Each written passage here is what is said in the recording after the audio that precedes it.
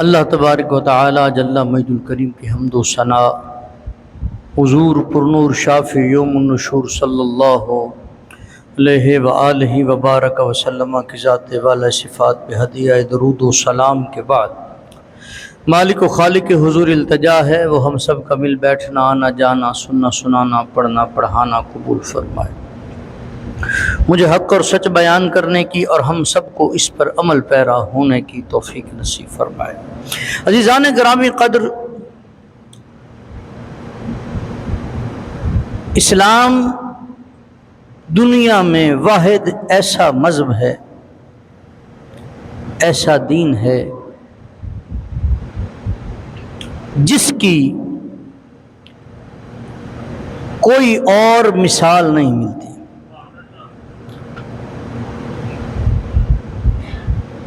آپ زندگی کے کسی شعبے میں چلے جائیں،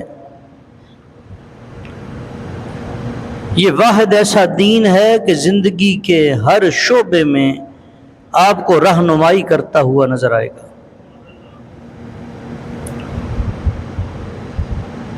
حضور کی ذات کو دیکھیں، حضور کے گھر بار کو دیکھیں، حضور کے اصحاب کو دیکھیں، آپ جس طرف نظر دوڑائیں گے آپ کو اپنی رہبری کے لیے، اپنی ہدایت کے لیے اتنے بڑے بڑے دروازے نظر آئیں گے کہ جس کی کہیں اور مثال نہیں ملتی۔ یکم محرم الحرام یہ ہمارے اسلامی سال کا پہلا دن ہے۔ مجھے تعجب ہوتا ہے ان لوگوں پر، ہمیں آج جنوری فروری مارچ یاد ہے، ہمیں آج اسو کتے پو یاد ہے، لیکن ہمیں آج محرم الحرام، ہمیں محرم سفر ربیع الاول کا نہیں پتا، ہم نہیں جانتے۔ میں یہ نہیں کہہ رہا کہ جس طرح یکم جنوری کو رات جیسے ہی یکم جنوری میں تاریخ تبدیل ہوئی، ہمارے یہاں پہ طوفان بدتمیزی ہمارے سامنے آتا ہے، آتش بازی ہوتی ہے اور شور و غوغا، اور جیسا انہوں نے تصور پیش کیا ہے وہ غیر کے تصور کے مطابق ہم اس سے بڑھ چڑھ کے اسے مناتے ہوئے نظر آتے ہیں، حالانکہ وہ ہمارا سال نہیں ہے۔ ہمارا سال شروع ہوتا ہے یکم محرم کو۔ چاہیے تو یہ تھا کہ یکم محرم الحرام اسلام کا، اسلامی سال کا پہلا دن، اس دن اسے اس انداز میں منایا جاتا۔ یہ شہادت حضرت سیدنا عمر فاروق رضی اللہ تعالی عنہ کا دن ہے، اس کو اس انداز میں منایا جاتا کہ چھوٹے سے چھوٹا بچہ بھی جان سکتا کہ عمر کس کو کہتے ہیں۔ ہم اپنی تاریخ سے ناآشنا ہیں، ہمیں پتہ ہی نہیں اسلامی تاریخ کیا ہے۔ آج ہمیں کتابوں میں منٹوں کے افسانے پڑھائے جاتے ہیں، آج ہمیں وہ ملالہ یوسف زئی جس کو ہر مسلمان حقارت کی نگاہ سے دیکھتا ہے، آج ہمیں کوشش کی جا رہی ہے کہ اس کے چیپٹر پڑھائے جائیں۔ آج سیرت سیدہ فاطمہ پڑھانے والے ہم میں فوت ہو گئے، آج پیارے عمر کے دور کی یاد تازہ کرنے والی تحریریں ختم ہو گئیں، آج سیدنا صدیق اکبر رضی اللہ تعالیٰ عنہ کی شان بیان کرنے والے ابواب نہیں ملتے، اور وہ لیسن جس میں حضرت عثمان غنی کے حیا کا ذکر ہو، آپ کی سخا کا ذکر ہو، آج وہ تلاش کرنے سے نہیں ملتا جس میں مولا علی کی شجاعت کا ذکر ہو، مولا علی کی عدالت کا ذکر ہو، مولا علی کی عبادت کا ذکر ہو۔ آج وہ دروازے نظر نہیں آتے۔ ہم لوگ جینا غیروں کی طرح چاہتے ہیں، مرنا مدینے میں چاہتے ہیں۔ ہم چاہتے ہیں کہ ساری زندگی تو گزرے دین سے دوری میں، لیکن جب آخری وقت آئے تو اللہ کے نبی تشریف لے آئیں اور بقی شریف میں میرا مدفن ہو۔ ہم یہ چاہتے ہیں۔ جب تک اپنے بچوں کو دین کے ان ستونوں کے بارے میں نہیں بتائیں گے نا، جنہوں نے اپنے ادوار میں ایک مثال قائم کی، ایسا کوئی حاکم ملے گا؟ آج تو چھوٹے سے چھوٹا بچہ بھی پروٹوکول مانگتا ہے۔ وہ کہتا ہے کہ جب میں چلوں تو مجھے جاؤں کہیں مجھے پروٹوکول ملے۔ داماد سسرال میں جاتا ہے، وہ پروٹوکول مانگتا ہے کہ جناب آپ نے فلاں وقت میں مجھے پوچھا نہ تھا، میں نہیں آنے والا۔ آج چھوٹا سودا رکھنے والا وہ چاہتا ہے میرے ساتھ 3-4 باڈی گارڈ ہوں، ہم نے حکمرانوں کی بات کیا کرنی ہے۔ یہ سارے کی ساری قوم پروٹوکول کے پیچھے لگ گئی ہے۔ اور 22 لاکھ مربع میل کا حاکم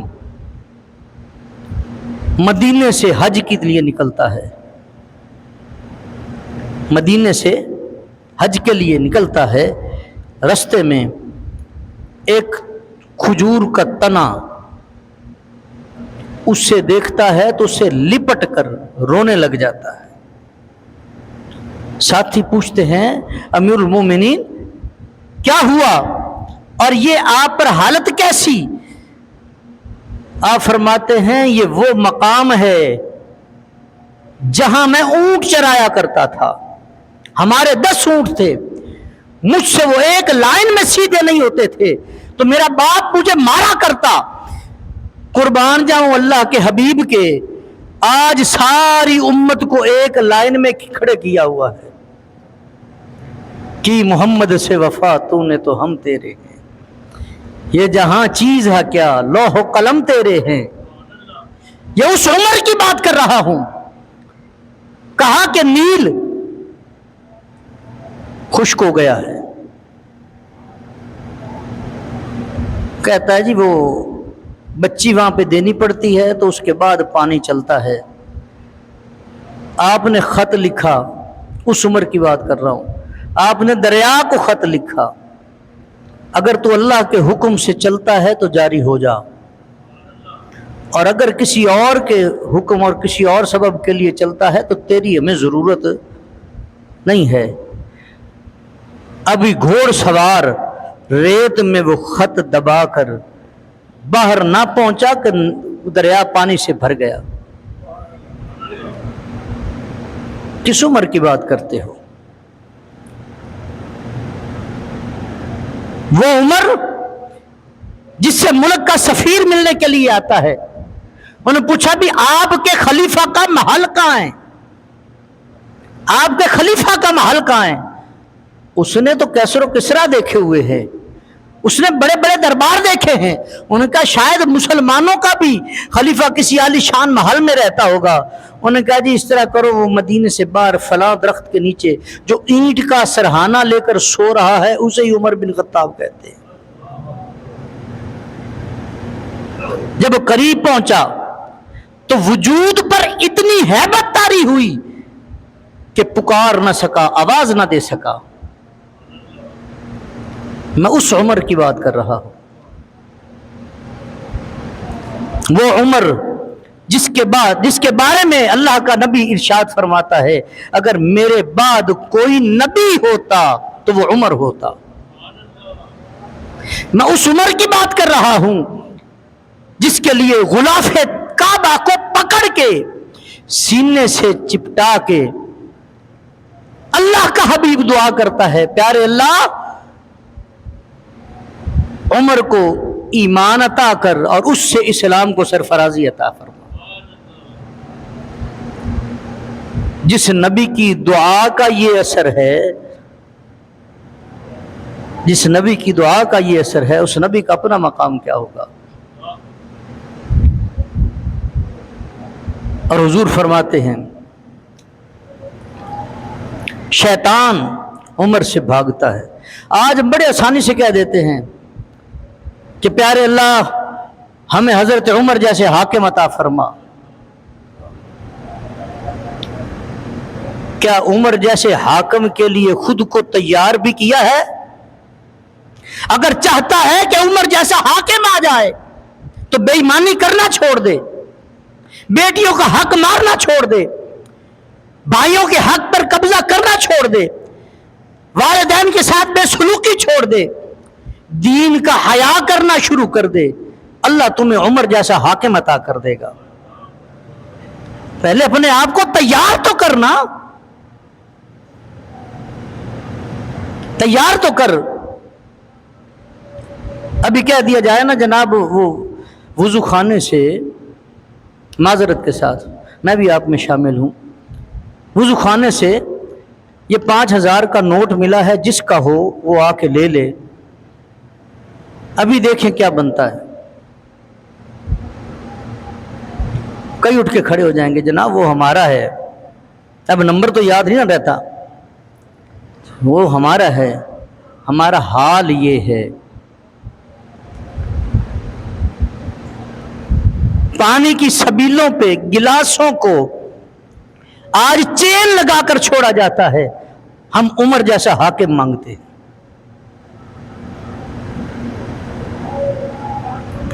ہم ایسا حاکم مانگتے ہیں جس کے دور میں ایک شہر سے عورت زیور سے لدی ہوئی اکیلی تنہا سینکڑوں میلوں کی مسافت طے کرنے کے بعد دوسرے شہر پہنچتی ہے، کسی کی جرت نہیں ہوتی آنکھ اٹھا کے اس کی طرف دیکھ لے۔ ہم وہ حاکم چاہتے ہیں۔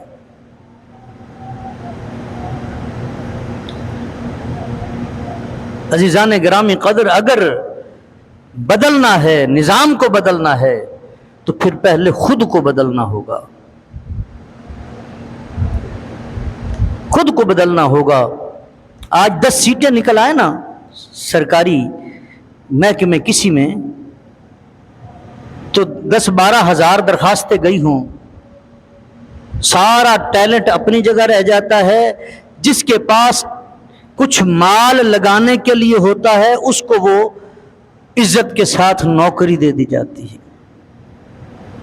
ہم حضرت عمر کا دور مانگتے ہیں۔ آج گوالا دودھ میں پانی ملاتا ہے، میڈیسن میں بے ایمانی کی جا رہی ہے، اور اس کے بعد ہم کہتے ہیں جناب پتہ نہیں یہ حکمران طبقہ یہ فنا کیوں نہیں ہوتا، ہمارے ملک کی تباہی کیوں ہو رہی ہے۔ میں بحیثیت انسان اپنے آپ کو درست کرنے کے لیے آج تیار نہیں۔